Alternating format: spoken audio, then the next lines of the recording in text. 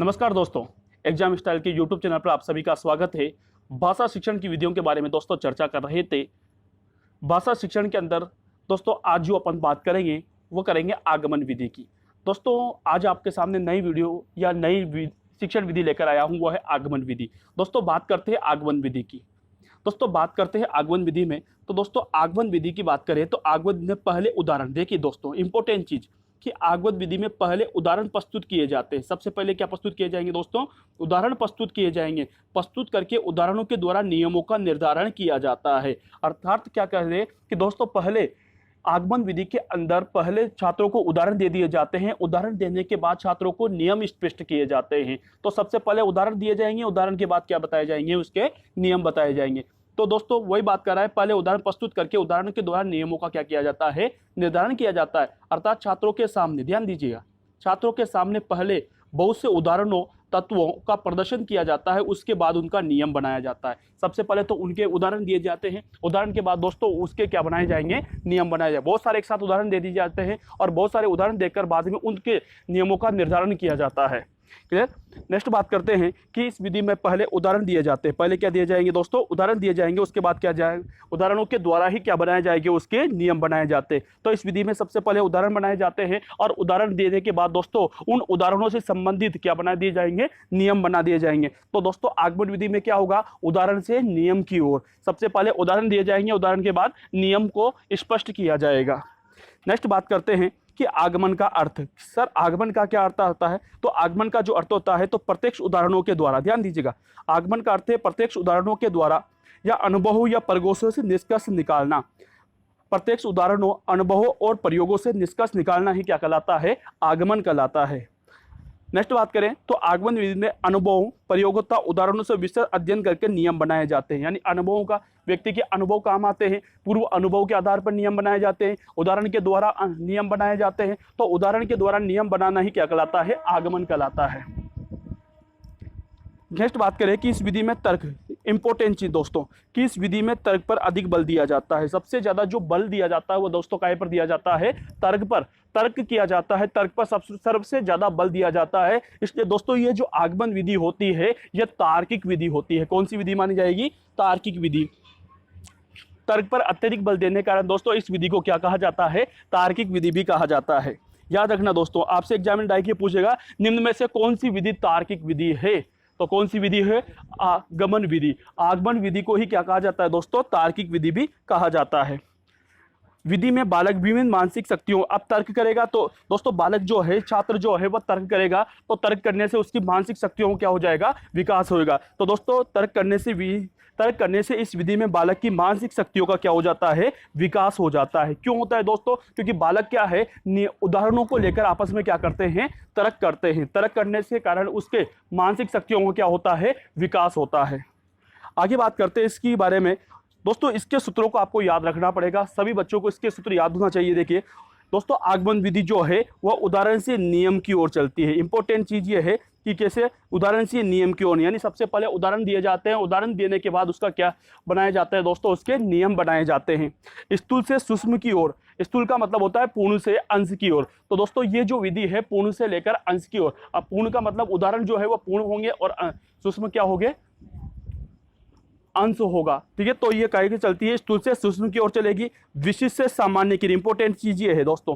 तीसरा जो नियम है दोस्तों, वो सूत्र जो है वो विशेष इंपॉर्टेंट है। याद रखना कि दोस्तों ये कैसे चलती है, विशिष्ट से सामान्य की ओर। दोस्तों जो उदाहरण होते हैं वो विशिष्ट होते हैं और जबकि जो नियम होते हैं वो सामान्य होते हैं। नियम हमेशा कैसे होंगे, सामान्य, जबकि उदाहरण कैसे होंगे, विशिष्ट होंगे।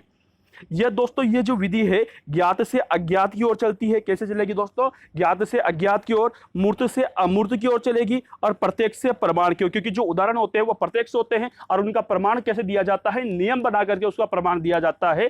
तो दोस्तों यह प्रत्यक्ष से प्रमाण की ओर भी चलती है। तो पूरे 6 सूत्र है दोस्तों, 6 सूत्रों को आप सभी को याद रखना है दोस्तों। एग्जाम के अंदर कई बार ऐसे क्वेश्चन आ जाते हैं कि दोस्तों प्रत्यक्ष से प्रमाण की और किस विधि में, किस विधि के अंतर्गत की या किस विधि का सूत्र है, तो वो किस विधि का सूत्र होगा, आपके आगमन विधि का होगा। नेक्स्ट बात करें आगमन विधि के सोपान। ध्यान देना दोस्तों, आगमन विधि के जो है मुख्य रूप से 4 सोपान होते हैं। कितने सोपान होते हैं, 4 सोपान होते हैं। 4 सोपान कैसे, सबसे पहले नंबर पर उदाहरणों का प्रस्तुतिकरण, यानी दोस्तों सबसे पहले क्या किया जाएगा, उदाहरणों का प्रस्तुतिकरण किया जाएगा। यानी जो अध्यापक होगा छात्रों के सामने जो है वह उदाहरणों को प्रस्तुत करेगा। उसके बाद दोस्तों उदाहरणों का निरीक्षण किया जाएगा और उसका विश्लेषण किया जाएगा। तो दूसरे नंबर पे आ जाएगा निरीक्षण एवं विश्लेषण। तीसरे नंबर पर दोस्तों उनका नियम बनाया जाएगा या सरलीकरण किया जाएगा। सबसे पहले तो वापस ध्यान दीजिएगा, सबसे पहले तो उदाहरण प्रस्तुत किए जाएंगे, फिर उनका निरीक्षण किया जाएगा, निरीक्षण करने के बाद दोस्तों उसका नियम बनाए जाएंगे और नियम बनाने के बाद दोस्तों उसका परीक्षण किया जाएगा। तो आगमन विधि के जो सोपान होते हैं दोस्तों वो कितने होते हैं, 4 होते हैं। कितने होंगे दोस्तों, 4 होंगे। याद रखना कितने होंगे, 4। कौन कौन से, उदाहरण का प्रस्तुतिकरण, निरीक्षण, नियमीकरण और परीक्षण। आगमन विधि के भेद की बात करें तो आगमन विधि जो है वो मुख्य रूप से 2 प्रकार की होती है। कितने प्रकार की दोस्तों, 2 प्रकार की होती है। पहली होती है सहयोग प्रणाली और दूसरी होती है प्रयोग प्रणाली। यानी प्रयोग प्रणाली और सहयोग प्रणाली 2 प्रकार की दोस्तों आगमन होती है। ये क्या होता है, चलो दोस्तों बात करते हैं प्रयोग प्रणाली। पहली आइए दोस्तों प्रयोग प्रणाली। तो इसमें शिक्षक जो है स्वतंत्र रूप से उदाहरण प्रस्तुत करता है। इस विधि के अंदर जो शिक्षक होगा वह स्वतंत्र रूप से उदाहरण प्रस्तुत करेगा। यानी बोर्ड पर उदाहरण को लिख देगा, जैसे उसको रमेश का करना तो रमा प्लस ईस, डायरेक्ट उदाहरण लिख दिया उसने, क्लियर। जैसे उससे विद्यालय का लिखना है विद्या प्लस आले, उदाहरणों को लेगा और उदाहरण को लिखने के बाद दोस्तों उसका नियम बनाएगा। तो ये दोस्तों ये क्या करना है कि आपके प्रयोग प्रणाली कहलाई। और दूसरी क्या होती है दोस्तों, दूसरी होती है सहयोग प्रणाली। सहयोग प्रणाली में क्या होगा, कोई निबंध पढ़ा रहा है, कोई कहानी पढ़ा रहा है, कोई गद्यांश पढ़ा रहा है अध्यापक, तो दोस्तों उसके अंदर कोई शब्द आ जाते हैं तो उन शब्दों का उदाहरण देकर उनका नियम स्पष्ट किया जाता है। तो दोस्तों उसे क्या कहा जाएगा, सहयोग प्रणाली। किसका सहारा लिया दोस्तों उसने, गद्यांश का, कहानी का, नाटक का सहारा लिया, इसलिए इसे सहयोग प्रणाली भी कहा जाता है। ये जो है दोस्तों प्राथमिक स्तर पर उपयोगी होती है। सहयोग प्रणाली कौन से स्तर पर उपयोगी होगी, कौन से स्तर पर दोस्तों, प्राथमिक स्तर पर उपयोगी होती है, क्लियर।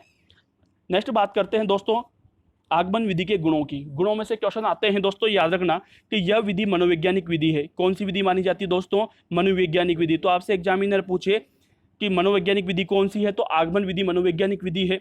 इसमें मूर्त से अमूर्त की ओर चलते हैं। किसकी ओर दोस्तों, मूर्त से अमूर्त की ओर चलते हैं। इस विधि के अंतर्गत उदाहरणों के द्वारा, ध्यान दीजिएगा, उदाहरणों के द्वारा कक्षा में वातावरण को सजीव व रुचिकर बनाया जा सकता है। बहुत सारे उदाहरण लिखा दिए जाते हैं, बोर्ड के ऊपर लिख दिए जाते हैं, तो उससे क्या है कि छात्र जो है वो दोस्तों क्लास में इंटरेस्ट लेता है, क्लास में रुचि लेता है, तो वातावरण कैसा बन जाता है, रुचिकर बन जाता है। तीसरे नंबर पे बात करें तो इस विधि में छात्र अध्ययन करने में रुचि लेते हैं। चौथे पे बात करते हैं तो इस विधि में छात्र तर्क के आधार पर, मैंने कहा था अभी थोड़ी देर पहले, तर्क किया जाता है, एक दूसरे से तर्क किया जाता है, तो इसलिए तार्किक विधि है। तो तर्क के आधार पर निष्कर्ष पहुंचता है। तो अगर तर्क किया जा रहा है तो दोस्तों उसके मानसिक शक्तियों का भी क्या हो जाता है, विकास होता है। आगमन विधि के द्वारा छात्रों को ज्ञान को स्थायी रूप से प्रदान किया जाता है। छात्रों में दोस्तों ज्ञान जो है वह स्थायी हो जाता है आगमन के अंदर, जबकि निगमन के अंदर दोस्तों क्या होता है, ज्ञान स्थायी नहीं होता है, क्योंकि वहां पर रटने पर बल दिया जाता है। आगमन पर दोस्तों समझने पर बल दिया जाता है, समझने पर बल दिया जाता है, और निगमन में दोस्तों वहां पर रटने पर बल दिया जाता है। नेक्स्ट बात करते हैं दोस्तों इसके दोषों की, क्योंकि हर चीज के दोस्तों गुण होते हैं तो दोष भी होते हैं। तो यहाँ पर दोषों की बात करें तो आगमन विधि में अध्यापक को उदाहरण देने की कला में प्रवीण होना आवश्यक है। यानी दोस्तों इस विधि को वही पढ़ा सकता है, वही अध्यापक पढ़ा सकता है जो इस कला के अंदर, उदाहरण देने के अंदर प्रवीण हो, उसको एक्सपीरियंस हो, ठीक है। दूसरी बात करें, इसके अंतर्गत अनेक प्रकार के उदाहरण दिए जाते हैं जिससे समय नष्ट ज्यादा होता है। यानी दोस्तों बहुत लंबी चलने वाली प्रक्रिया है, बहुत लंबा, तो दोस्तों बहुत लंबा होने के कारण जो है वह क्लास जो है बोर होने लग जाती है, बच्चे जो है वो बोरिंग महसूस करने लग जाते हैं, तो दोस्तों ये लंबी प्रक्रिया हो जाती है। तीसरे नंबर पर बात करें दोस्तों में, तो उच्च स्तर पर इस विधि का प्रयोग करना कठिन है। दोस्तों छोटे स्तर पर तो कर लिया, बहुत सारे उदाहरण दे दिए, अगर उच्च स्तर पर इसका प्रयोग करेंगे तो वहां पर समय कम होगा और पाठ्यक्रम पूरा नहीं हो पाता है। तो दोस्तों इस विधि का जो प्रयोग है वो केवल प्राथमिक स्तर पर किया जाता है। उच्च स्तर पर दोस्तों, इस निम्न स्तर पर ही इसका प्रयोग किया जाता है। दोस्तों उच्च स्तर पर इसका प्रयोग नहीं किया जा सकता। क्यों नहीं किया जा सकता? अगर वहां पर भी इस विधि का प्रयोग करेंगे तो समय पर पाठ्यक्रम पूरा नहीं होगा। तो दोस्तों ये थी आपकी कौन सी विधि दोस्तों, आपके आगमन विधि। क्लियर दोस्तों?